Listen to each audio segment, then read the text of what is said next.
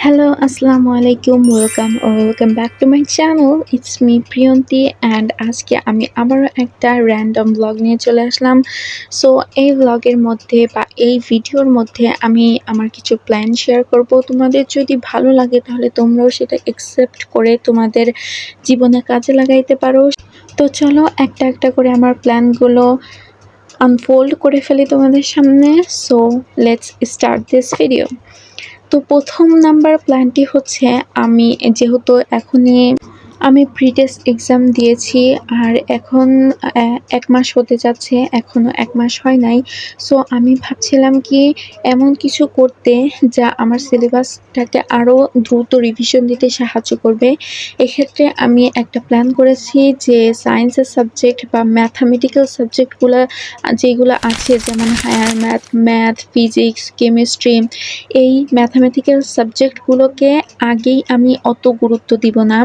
আগে প্রথমে আমি জেনারেল যে সাবজেক্টগুলো আছে অর্থাৎ বাংলা, আইসিটি, সহপাঠ, ব্যাকরণ, এই বিষয়গুলো নিয়ে আমি প্রথমে একদম শেষ করে ফেলবো এমসিকিউ, সিকিউ যা আছে। আর এইটা আগে ধরার মানে এই না যে আমি সায়েন্সের সাবজেক্ট বা ম্যাথামেটিক্যাল সাবজেক্টগুলোকে পড়া বাদ দিয়ে দিচ্ছি। আসলে আমার প্রাইভেটে এক্সাম হচ্ছে প্রতিটা অধ্যায়ের। আমি আজকেও একটা এক্সাম দিয়েছি, সেটা হচ্ছে কেমিস্ট্রির ২য় অধ্যায়ের সিকিউ এবং এমসিকিউ এর রেজাল্ট হলে সব অবশ্যই তোমরা জানতে পারবে। অর্থাৎ আমি বোঝাতে চাচ্ছি কি যে আমি নিজে থেকে এই জেনারেল সাবজেক্টগুলো পড়বো আর সায়েন্সের বা ম্যাথামেটিক্যাল সাবজেক্টগুলো আছে সেগুলো আমাকে স্কুলে বা প্রাইভেটে বা কোচিংয়ে যে সাবজেক্টগুলা যেখানে পড়া দিবে আমি সেগুলাই পড়বো। আমি সেলফ স্টাডি অর্থাৎ নিজে থেকে বেশি করে যে আমি পড়ি এটা এখন করব না। এটা কখন করব? যখন এই প্রি-টেস্টের ১ মাসটা শেষ হয়ে যাবে। অর্থাৎ আমি এই ১ মাসের ভেতরে আমি আমার সব সিলেবাস ফিনিশ করার ট্রাই করব এই জেনারেলগুলার, এবং পরে আমি সেই ম্যাথামেটিক্যালগুলা যেহেতু একটু ক্রিটিক্যাল আছে সেজন্য আমি এদের জন্য আলাদা একটা টাইম বের করতে চাচ্ছি যাতে আরও ভালো করে আমার প্রিপারেশনটা হয়।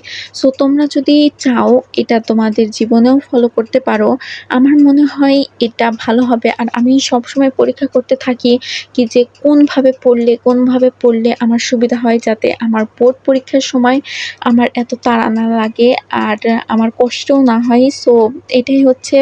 আর আমার প্ল্যান নাম্বার 2 হচ্ছে হ্যাবিট বিল্ড করা।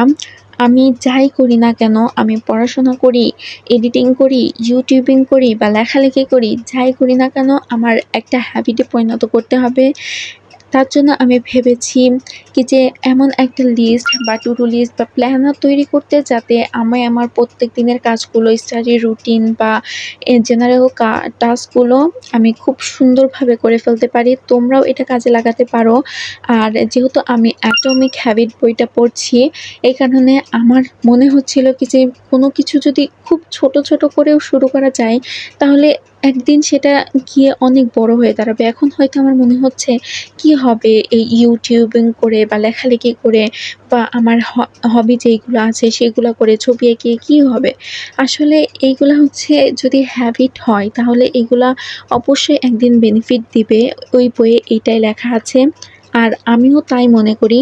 কারণ হয়তো আমার এখন ইউটিউব চ্যানেল বিল্ড করছে না, কিন্তু আমি যখন ৫ বছর পরে গিয়ে তাকাবো হয়তো আমার অনেক গ্রোথ হবে। তাই তোমাদেরও বলবো এমন কিছু হ্যাবিট তৈরি করো যা তোমার পরবর্তী জীবনকে সুন্দর করবে বা আর ৫ বছর পরে বা ৩ বছর পরে যাতে তোমার মনে হয় কি যে আমি আগে এই ডিসিশনটা নিয়েছিলাম, এটা আমার সবচেয়ে বড় একটা ভালো ডিসিশন ছিল।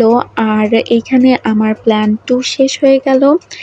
আর আমি এভাবেই তোমাদের সঙ্গে টিপস শেয়ার করতে থাকবো। তো আমার এই প্ল্যান ২ টাই ছিল।